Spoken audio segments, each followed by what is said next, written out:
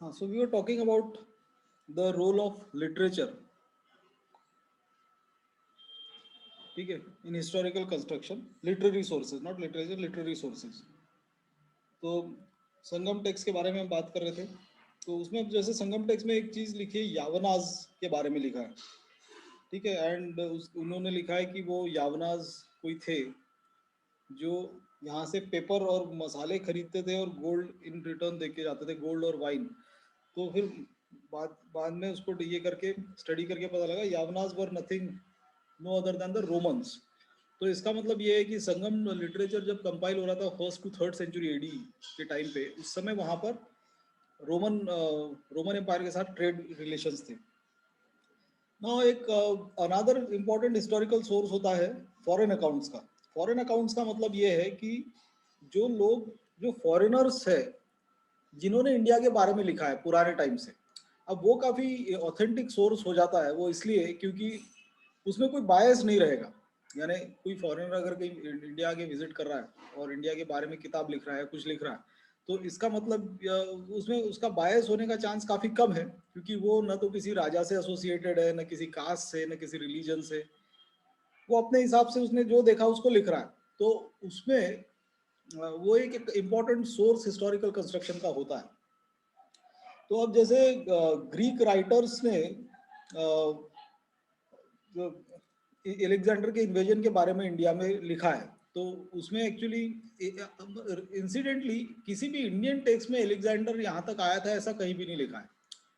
ये इन्फॉर्मेशन हमको only Greek text से मिलती है। और ग्रीक्स ने उसको ये जो चंद्रगुप्त मौर्य का टाइम चल रहा था उस समय, चंद्रगुप्त को सुंदरकोट्टास करके ग्रीक लिटरेचर में उसका बारे में लिखा है।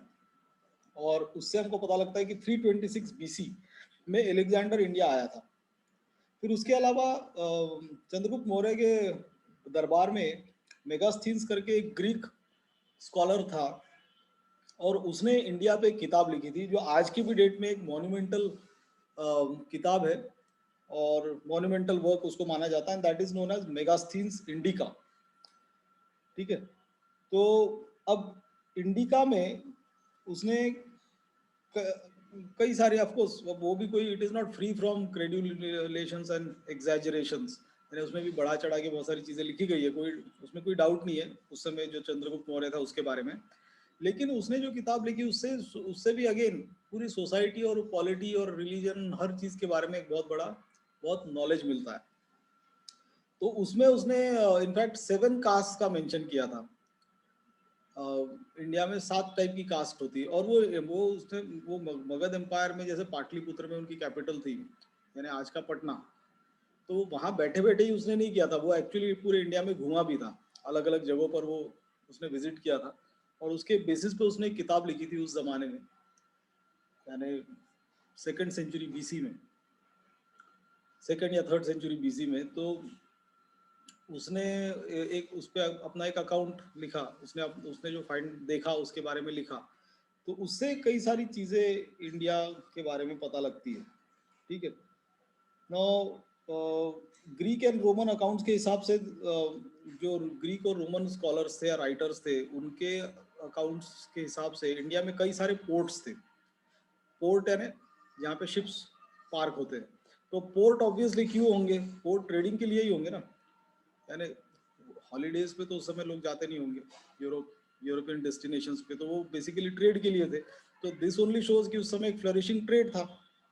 फ्लरिशिंग ट्रेड होगा तो इकोनॉमी भी अच्छी होगी, तो इकोनॉमी अच्छी होगी तो लोग एक समाज में एक समृद्धि होगी, यानी प्रॉस्पेरिटी होगी।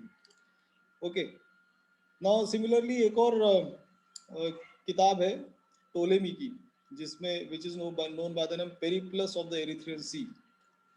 तो इसमें इंडिया आने के बारे में routes, it is basically about geography. तो इंडिया के रूट्स, इंडिया के माउंटेन्स, रिवर्स और बाकी सब चीज़ों के बारे में, लैंडस्केप्स के बारे में लिखा गया है। फिर एक प्लिनीज नेचुरलिस हिस्टोरिका करके एक किताब है, उसमें भी इंडिया और इटली के बीच के रिलेशंस मेंशन किए गए।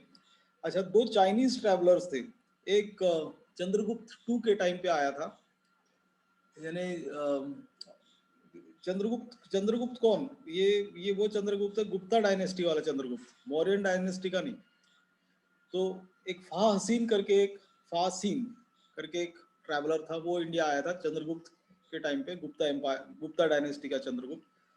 और एक ह्यून सांग था जो हर्षवर्धन के टाइम पे इंडिया आया था, अराउंड 6th सेंचुरी एडी में।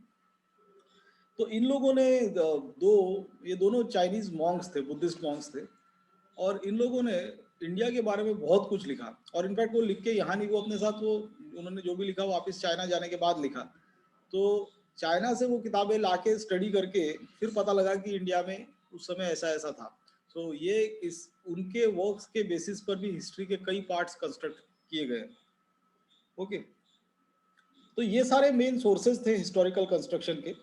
और फिर हिस्टोरिकल सेंस की जहाँ तक बात आती है, तो अब देखो जैसे इंडिया में पुराण है, वो 18, there are 18 type of Puranas, ठीक है। तो मत्स्य पुराण, ये पुराण, वो पुराण, ऐसा विष्णु पुराण ऐसे करके। तो लेकिन ये जो पुराण है ये कोई हिस्ट्री नहीं है, ये पुराणों में जो भी कहानियां लिखी है वो सब मनगढ़ंत कहानियां हैं, ठीक है। वो रियल में एग्जिस्ट नहीं किया था करता था। तो पुराणों के बेसिस पे हम हिस्ट्री कंस्ट्रक्ट नहीं कर सकते थे, ठीक है। और फिर अब पुराणों में 4 युगों का नाम, 4 युगों के बारे में लिखा गया है। तो वो है कृत, त्रेत, द्वापरा एंड काली, ऐसे 4 युग उसमें है। तो उसमें जैसे सी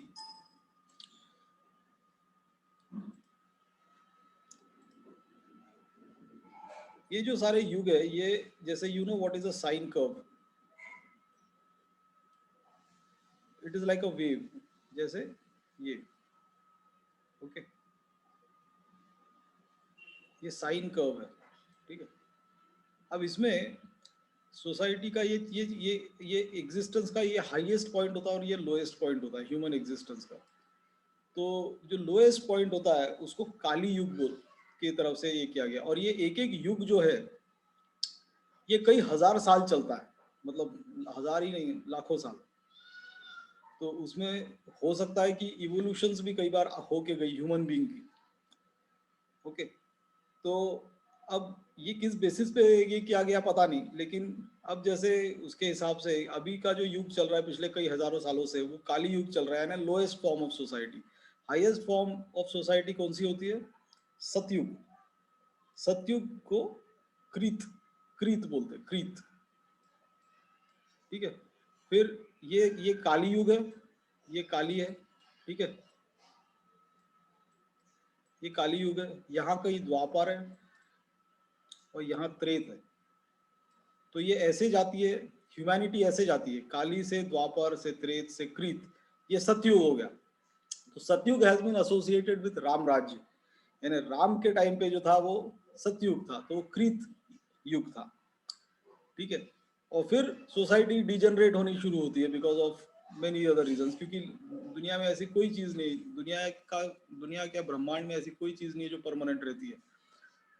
बुद्धिज्म में बुद्धा ने इसको प्रिंसिपल ऑफ अनिच्य के नाम से कहा, संबोधित किया। अनिच्य, अनिच्य मतलब non permanence, so change is the only constant. फिर सोसाइटी, समाज डिजनरेट होना शुरू होता है और फिर यहाँ से इधर आता है, फिर त्रेत युग आता है, फिर द्वापर युग आता है, फिर काली युग आता है।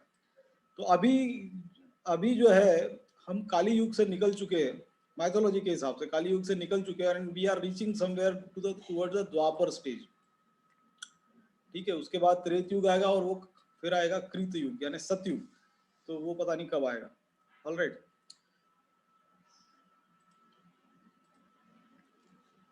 हाँ। फिर ऐसे ही इंडिया में हिस्टोरिकल सेंस के हिसाब से विक्रम संवत और शक संवत ये है। तो एक 57 एडी है which is Vikram Samvat, 57 AD, and another is, नहीं sorry, it is 57 BC.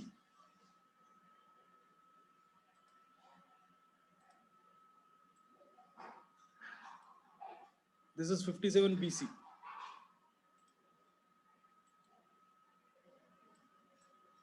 And ये है 78 एडी, शक संवत और विक्रम संवत। तो ये हीरा जो है ये कनिष्क ने शुरू किया था, और ये विक्रमादित्य करके एक किंग हुआ करता था उज्जैन के आसपास, उसने ये हीरा शुरू किया था 57। तो इसका भी रेफरेंस कुछ हिस्टोरिकल राइटिंग्स में इंडिया में रहा है, और उसके पहले बुद्धा की डेथ का था मेंशन था, which was around 5480 something BC. लेकिन अदरवाइज इनको अगर छोड़ दिया जाए तो फिर आगे की राइटिंग्स में कोई हिस्टोरिकल रेफरेंस नहीं है, तो वो उनकी राइटिंग से नहीं पता लगता कि वो किस जमाने के थे। तो उसको बेसिकली हिस्ट्री कंस्ट्रक्ट करते समय we have to associate all this things with other excavation and other evidences and then correlate. तो हिस्ट्री को कंस्ट्रक्ट करना कोई मजाक नहीं है, वो बहुत मुश्किल काम होता है, बड़ी मेहनत से और कई सालों के और कई सारे लोगों के कंट्रीब्यूशन के बाद एक हिस्ट्री कंस्ट्रक्ट होती है। तो वो एक्चुअली उसमें से मेजॉरिटी काम काफ़ी कुछ हो चुका है, अभी इन फ्यूचर उसमें एडिशंस होती रहेंगी। डिलीशंस होने के चांसेस कम है, because they whatever we read in history nowadays it is basically corroborated by hard facts and evidences. ठीक है, तो उसमें किसी भी शक की कोई गुंजाइश नहीं है। ओके, ठीक है, so this was about types and sources of historical construction. तो अभी इसको हम जल्दी से पीपीटीज पे देख लेते हैं। ठीक है, सो अभी हमने बताया था कि मटेरियल एविडेंसेस। तो मटेरियल एविडेंसेस में क्या होते हैं? माउंड। तो what is a mound? Mound is an elevated portion of land covering of old habitations, और they are of different types. तो सिंगल कल्चर माउंड होते हैं, major culture, multi culture mound, फिर वर्ल्ड, ये सारे इसमें तुमको अलग अलग अवशेष मिलते हैं। सिंगल कल्चर माउंड में एक ही पर्टिकुलर डायनेस्टी या एक ही इसकी हिस्ट्री के बारे में पता लगता है, and other cultural other mounds में ज़्यादा पता लगता है। वर्टिकल एक्सकेवेशन होता है लेंथ वाइज डिगिंग। ठीक है, लेंथ वाइज तुम डिग करते जाओ और फिर तुम अलग अलग चीज़ों के बारे में पता लगाओ। हॉरिजॉन्टल एक्सकेवेशन मतलब होता है कि तुम एक ही साथ बहुत बड़ी एरिया में एक्सकेवेशन शुरू करो, जैसे कि हड़प्पन इसका एक्सकेवेशन हुआ था। एक्चुअली ये बहुत कम्बरसम और कॉस्टली प्रोसेस होता है हॉरिजॉन्टल एक्सकेवेशन।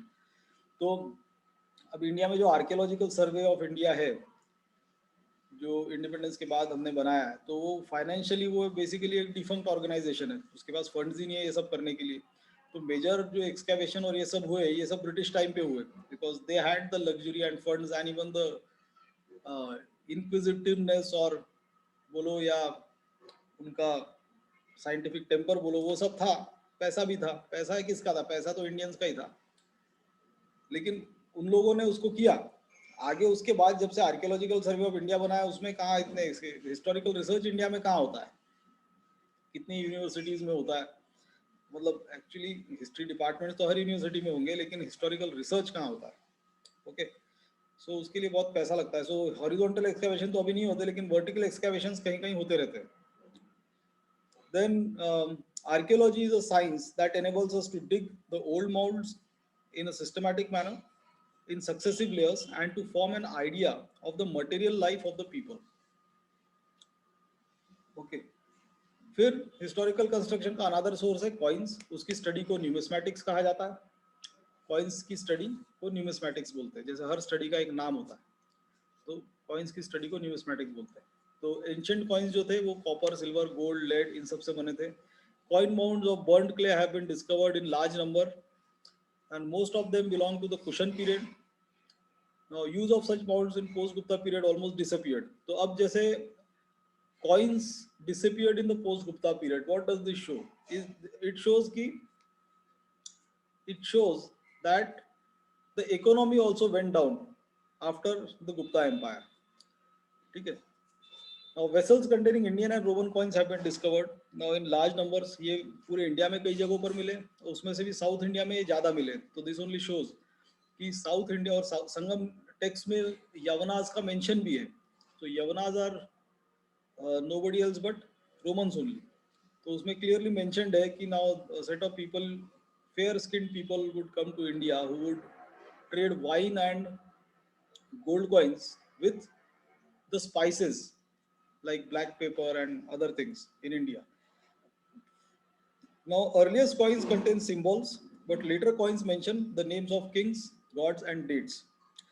ठीक है, तो अब ये जो कॉइन्स पे एक्चुअली फेसेस का जो इंस्क्रिप्शन है, ये आर्ट ग्रीक्स ने इंडिया में लाया था, and it was the Greeks who issued the first coins having inscriptions of their kings.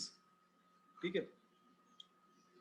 The largest number of coins are from the post-Gupta period. Now these are made up of lead, protein, copper, and silver and gold. Now Guptas issued the largest number of gold coins. So this only shows that Gupta Empire में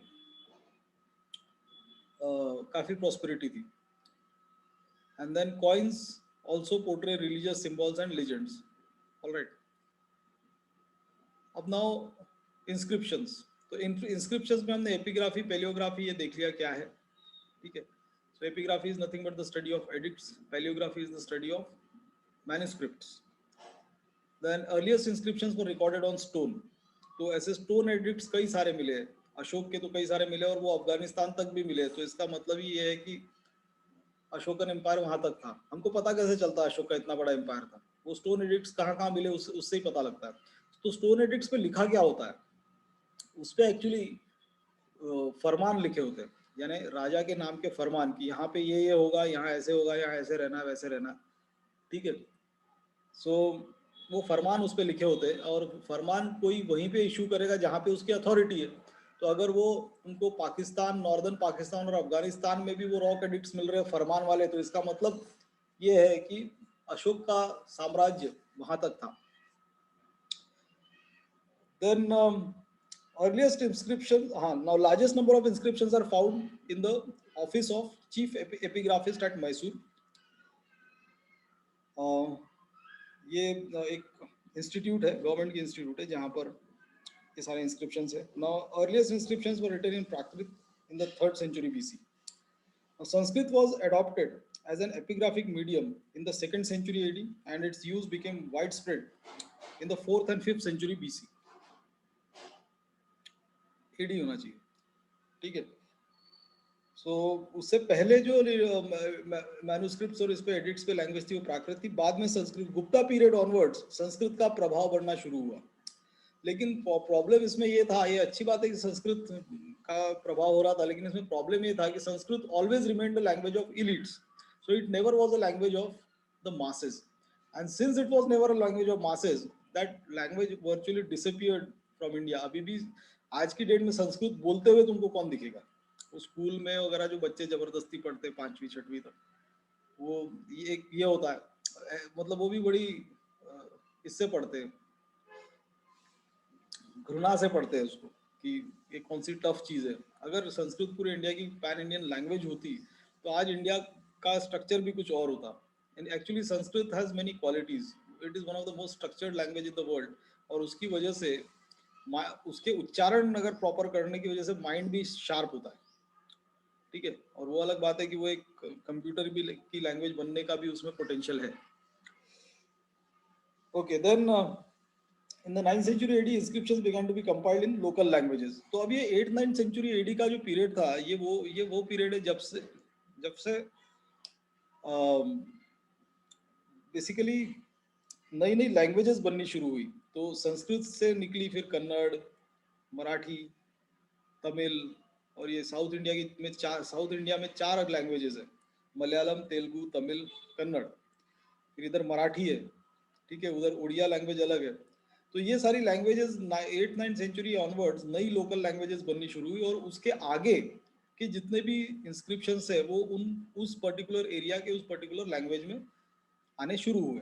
वरना पहले के जो languages थे, तो ये हमारे लिए एक आसानी भी कर देता है कि मान लो अगर तुमको कोई भी स्क्रिप्ट प्राकृत या संस्कृत में मिलती है, कोई भी एडिक्ट, मान लो कहीं डिगिंग हुई है वहां पे कोई भी एडिक्ट प्राकृत या संस्कृत में मिलता है, तो हम सेफली कह सकते हैं कि 8th सेंचुरी एडी के पहले का होगा, क्योंकि उसके बाद की जितनी भी एडिक्ट्स या इंस्क्रिप्शंस आई है वो उस पर्टिकुलर एरिया की लोकल लैंग्वेज में लिखी गई है.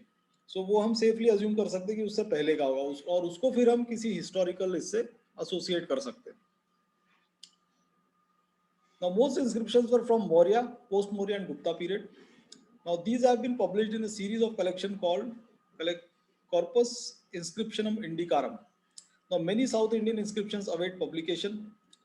Now Harappan inscriptions, they are yet to be deciphered. जो मैंने पहले बताया कि अभी तक अगर ये डिसाइफर हो गई तो और भी हमको इंसाइट्स मिलेंगी सिंधु सभ्यता के बारे में, सिंधु नदी की सभ्यता के बारे में. Then Ashokan inscriptions were written in Brahmi script, which was written from left to right. Now, at times, Kharoshthi script was also employed, which is written from left to right. Okay. Now, Greek and Aramaic scripts were employed in writing Ashokan inscriptions. ठीक है, क्योंकि Greeks का जब प्रभाव इधर आया था 326 AD onwards, और उसके बाद एक बैक्ट्रियन एम्पायर भी था पाकिस्तान अफगानिस्तान एरिया में, तो वहां पर जो अशोक के इंस्क्रिप्शंस थे, अशोक का उनके साथ एक टाइप था, इनफैक्ट चंद्रगुप्त मौर्य का था सेल्यूकस निकेटर के साथ. सो उन्होंने वहां पर जो कुछ इंस्क्रिप्शंस लिखे थे वो ग्रीक स्क्रिप्ट में भी है उस एरिया की. Now, oldest inscriptions so far were issued by Ashok in the 3rd century BC. Firoz Shah Tughlaq brought 2 pillars bearing Ashoka's inscription to Delhi. In 1937, James Prinsep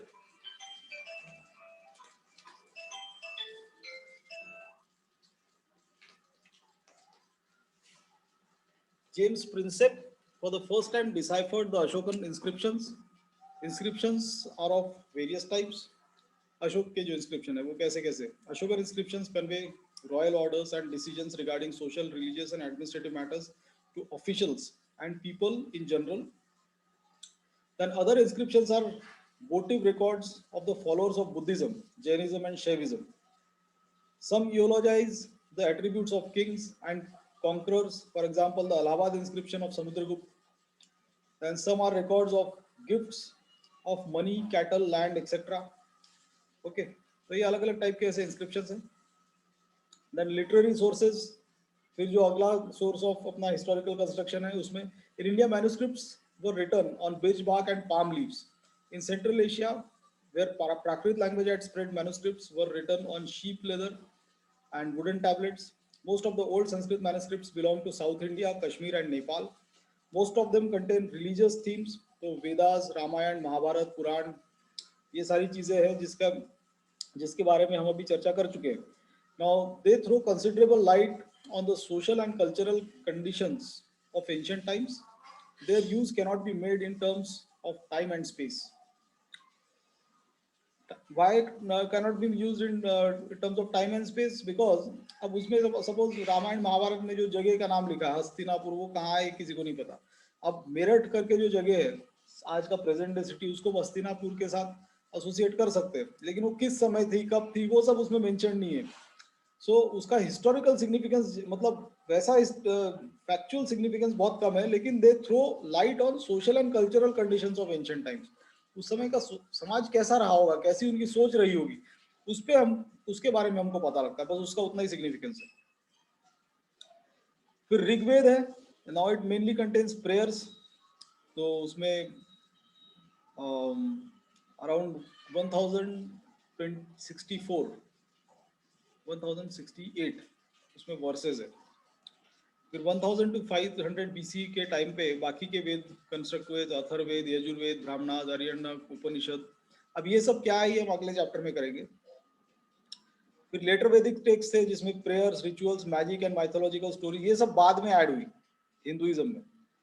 original Hinduism में ये सब था, prayers, rituals यानी कर्म कांड जो होते, फिर आरतियां, ये सब बाद में ऐड हुए. उपनिषद में पूरे फिलोसॉफिकल स्पेकुलेशन से, बेसिकली उपनिषद को वेदांत भी बोलते हैं, वो इसलिए क्योंकि ये वेदों का अंत है. और उपनिषद जो है वो सब, इन सब के जो डिफेक्ट्स है उसको रिकंस्ट्रक्ट करके उपनिषद बनाए गए. तो कई जो अपने सोशल रिफॉर्मर्स थे, they had always emphasised on going back to the Upanishads, not the Vedas, जैसे विवेकानंद और भी जो कई स्कॉलर्स थे, because Upanishads are more powerful and more realistic. ठीक है, मोर प्रैक्टिकल. देन वेदांगास होते हैं. ये इन वेदांग का मीनिंग क्या है? वेदों के अंग यानी limbs of Vedas. They must be understood in order to understand the Vedas. तो ये 6 टाइप के वेदांग है. तो शिक्षा, कल्प, व्याकरण, निरुक्त, छंद और ज्योतिष, ये 6 वेदांग है. शिक्षा मतलब फोनेटिक्स, कल्प मतलब रिचुअल्स, व्याकरण ग्रामर, निरुक्त एटाइमोलॉजी, छंद मेट्रिक्स एंड ज्योतिष एस्ट्रोनॉमी. तो वेदों को अच्छे से समझने के लिए इन वेदांगों को भी समझना बहुत जरूरी है। फिर सूत्र होते हैं, जो हमने सूत्रों की बात की, सुल्ब सूत्र, ग्रह सूत्रास एंड कल्प सूत्रास। देन पाणिनि अष्टाध्यायी जो 400 BC में कंस्ट्रक्ट जो लिखी गई, जिसमें ग्रामर दिया गया, and without with grammar Sanskrit became more meaningful and more rich. Any language is meaningless without its grammar. और फिर उसमें उस पाणिनि की अष्टाध्यायी में भी कई सारी चीज़ें लिखी गई है जो हिस्ट्री को कंस्ट्रक्ट करने में योगदान देती है। फिर महाभारत जो लिखी गई थी, वो ऋषि व्यास ने उसकी शुरुआत की थी लिखना 1000 BC में। इनिशियली उसको जया कहा जाता था, जिसमें 8800 वर्सेस थी। फिर भारत कहा जाता था, जिसमें 24,000 वर्ष थे। और फिर महाभारत, जिसमें 1,00,000 वर्ष थे, जो फाइनल कंपाइलेशन था। And this is also known as Satasahasri Samhita. It mainly consists of narrative, descriptive and didactic material attributed to various periods. फिर रामायण सिमिलरली, ये वाल्मीकि ने लिखनी शुरुआत की थी इसकी, इनफैक्ट लिखी थी। फिर बाद में वो पहले इसमें इनिशियली जब वाल्मीकि ने लिखी थी उसमें 6,000 वर्ष थे, बाद में उसमें 12,000 वर्ष है, बाद में 24,000 वर्ष है। So it was written in 5 stages, और लास्ट स्टेज जो थी इसकी, जब 24,000 वर्ष उसमें फाइनली आए, तो वो 12th सेंचुरी AD में लिखी गई। फिर स्रोत सूत्र, ये जो सूत्रों के बारे में होता है, उसमें क्या स्रोत सूत्र में होता है pompous royal coronation ceremonies and sacrifices के बारे में लिखा है। गृह सूत्रों में लिखा है birth, naming, thread, marriage, funerals, इनके जो सेरेमनीज होती है वो कैसे कंडक्ट की जाए, वो गृह सूत्रों में। सुल्ब सूत्रों में मेजरमेंट्स फॉर कंस्ट्रक्शन, ये लिखे। और फिर उसके अलावा एक बहुत बड़ा class of literature, literary text अपने पास है, which is the Buddhist text. तो बुद्धिस्ट टेक्स्ट तो इतने ज़्यादा है कि उसकी कहने की हद नहीं। तो और उसमें उसके वेरियस कंपाइलेशंस, वेरियस इराज के, वो भी हिस्ट्री का बहुत इंपॉर्टेंट सोर्स ऑफ कंस्ट्रक्शन बन जाता है। तो इनिशियली ये पाली में लिखे गए थे। Now they were finally compiled in 2nd century BC. Now it has both canonical and non-canonical literature. ये कैनोनिकल, नॉन कैनोनिकल, डायडेक्टिक, नैरेटिव, ये सब क्या है, ये हम आगे तुमको और अच्छे से क्लियर हो जाएगा। जैना टेक्स्ट में भी है बहुत बड़े, बहुत सारा लिटरेचर है, जैन लिटरेचर, वो भी प्राकृत लैंग्वेज में था। And it was finally compiled in 6th century AD at Valabhi. फिर एक सेक्युलर लिटरेचर है जिसका रिलीजन से कोई लेना देना नहीं, जैसे धर्मशास्त्रास, ये लॉ बुक्स है, ठीक है। तो धर्मशास्त्रास कंप्राइज ऑफ धर्म सूत्रास and smritis. So they lay down the duties of different varnas as well as for the king and their officials. No उसमें rules of marriage, laws of inheritance along with punishments, हर चीज़ है। अब ऑफ कोर्स उसमें जैसे धर्मशास्त्रों में punishments और ये they are not based on principle of equality, ठीक है। जैसे आज की डेट में कानून सबके लिए अंधा होता है, वैसा नहीं है। यानी कानून की नज़र में हर कोई एक है, वैसा नहीं है। धर्मशास्त्रों में कानून भी तुम्हारे वर्ण के हिसाब से डिसाइड होते थे। तो सेम ऑफेंस के लिए अलग अलग वर्णों को अलग अलग पनिशमेंट्स थी। एंड ऑफ कोर्स जितना वर्ण नीचे होगा उसको उतनी ज़्यादा सीवियर पनिशमेंट होगी। फिर कौटिल्य अर्थशास्त्र है जिसमें 15 बुक्स है, 2nd and 2 are of the earlier date. फिर they are works of different hands. Kautilya के अर्थशास्त्र में कई लोग, अलग अलग लोगों ने अपने अपने अलग अलग कॉन्ट्रीब्यूशंस दिए हैं। अब इसका फाइनल कंपाइलेशन जो आया वो क्रिश्चियन ईरा में हुआ, 1st century AD में। Now also the works of भाषा, शूद्रक, कालिदास एंड बाणभट्ट, ये सब कोर्ट पोएट्स थे, अलग अलग राजाओं के अंडर में। उन्होंने बहुत लैंडमार्क लिटरेचर्स लिखे हैं, जिससे हिस्ट्री को कंस्ट्रक्ट करने में बहुत योगदान मिलता है।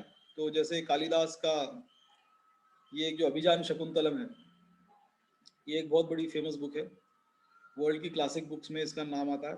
देन संगम लिटरेचर था, इट प्रोड्यूस्ड ओवर 4 centuries, यानी 1st to 400 AD. Then it has 30,000 lines of poetry. It is arranged in 8 anthologies called Ettukottai. Poems are collected in groups of hundreds called Purananuru. Then 2 main groups are there, Patinenkil Kanakku और Putapattu. तो एक में 18 lower collections है जिसमें historical importance है, then another has 10 songs. Now layers of Sangam literature can be detected on the basis of social evolution, ठीक है। Now, Sangam texts do not comprise of any religious literature. Now, it mentions Kaveri Patnam and Yavanas. Kaveri Patnam is a port और यावनास का उसमें mention किया गया, यानी वो Romans थे. उसके अलावा फॉरेन अकाउंट एक इंपॉर्टेंट हिस्टोरिकल सोर्स है कंस्ट्रक्शन का, जिसमें ग्रीक, रोमन और चाइनीज विजिटर्स के ने जो इंडिया के बारे में अकाउंट्स लिखे, उसका स्टडी करके हम हिस्ट्री को एनरिच करते हैं. Then Greek writers mention Sandrocottus, a contemporary of Alexander. तो ये जो सैंड्रोकोट्टास है, he is nothing but no other than Chandragupta Maurya. फिर मेगास्थीन्स की इंडिका है, जिसमें इंडियन सोसाइटी और कल्चर उसके बारे में बहुत उसमें रोशनी डाली गई है, और उस समय उस इरा में क्या एग्जैक्ट एग्जिस्टेंस था ह्यूमन बीइंग्स का इंडिया में, वो पता लगता है. Then Greek and Roman accounts of 2nd century AD mention many Indian ports and the item of trade. So this also shows that 2nd century AD यानी ancient Indian time में international trade भी था. फिर ये Periplus of Erythraean sea and Ptolemy's geography, ये जो सारी ये प्लिनी ने लिखी थी.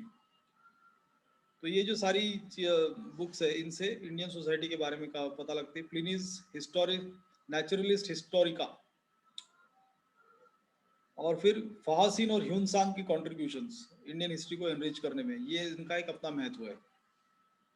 ठीक है, तो ये दोनों चाइनीज ट्रैवलर्स थे जिन्होंने इंडियन सोसाइटी के बारे में बहुत इलैबोरेटली लिखा था. फिर हिस्टोरिकल सेंस इंडिया में कैसा था? इंडिया में पुराणों का पुराण है जो 18 है. Now they provide dynastic history up to the beginning of Gupta rule. It mentions 4 ages, that is Krita, Treta, Dwapar and काली, जिसके बारे में हमने चर्चा कर ली है. फिर विक्रम संवत 57 बीसी में शुरू किया गया था, शक संवत 78 एडी में शुरू किया. ठीक है, गुप्ता एरा 319 एडी में शुरू हुआ और वो अराउंड 6 सेंचुरी एडी तक चला, बाद में वो खत्म हो गया. Kharavela king of Kalinga records good many years of his life year wise in the Hathigumpha inscription. ठीक है, then Harshacharita written by Banabhatta. Banabhatta Harshavardhana के कोर्ट में एक पोएट था, बायोग्राफर था हर्षवर्धन का. उसने हर्ष चरित्र में हर्षवर्धन के बारे में बहुत कुछ लिखा, जो एक हिस्टोरिकल सोर्स है. ऑफ कोर्स अब ये जो कोर्ट पोएट्स और ये सब रहते हैं जो अपने किंग के बारे में लिखते हैं, वो उसमें बहुत बढ़ा चढ़ा के लिखते हैं. तो हिस्टोरियंस को हिस्ट्री कंस्ट्रक्ट करते समय इन सब चीज़ों का भी ध्यान रखना होता है. फिर ऐसी संध्याकारा नंदी ने एक रामचरित्र करके किताब लिखी थी उसी पीरियड में, वो भी एक काफ़ी इंफॉर्मेशन देता है सोसाइटी के बारे में. सिमिलरली बिल्हाना रोट विक्रमदेव चरित्र. अब ये विक्रमदेव ये जो है ये चालुक्यन किंग था, ये उसके बारे में लिखा है. अतुल ने लिखा था मुंशी का वंश, साउथ इंडिया का किंग था, उसके बारे में. कल्हाना ने लिखा था रजत रंगिनी, जो कश्मीर में 12th सेंचुरी एडी में लिखा गया. तो उस समय नॉर्थ इंडिया में क्या हो रहा था उसके बारे में पता लगता है. ऑफ कोर्स ये कोई हिस्ट्री नहीं लिखी इन्होंने जो लिखा है इससे हमको हिस्ट्री कंस्ट्रक्ट करनी होती है. Okay, so with this we finish this chapter.